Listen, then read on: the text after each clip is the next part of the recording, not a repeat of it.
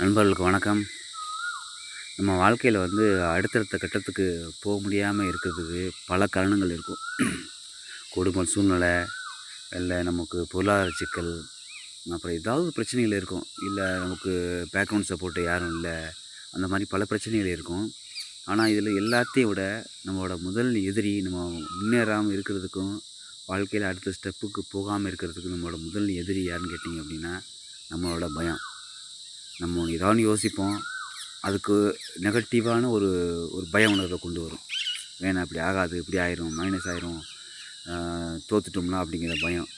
அந்த பயம் தான் மனுஷனை அடுத்த கட்டத்துக்கு கொண்டு போகிறதுக்கான விடாமல் பிடிச்சி இழுக்கிறது, தடுக்கிறது அந்த பயம் மட்டும்தான். பயம் இல்லாமல் நம்ம யோசித்தோம்னா, பயம் இல்லாமல் பண்ணோம் அப்படின்னா, நம்ம அடுத்த கட்டத்துக்கு போகிறதுக்கு ஈஸியாக இருக்கும். ரிஸ்க் எடுத்தால் மட்டும்தான் நம்ம அடுத்த இடத்துக்கு போக முடியுங்கிறது யாருமே மனுஷன் 90%ல் ஒரு 10% ரொம்ப அதிகமான ரிஸ்க் எடுக்கிறாங்க.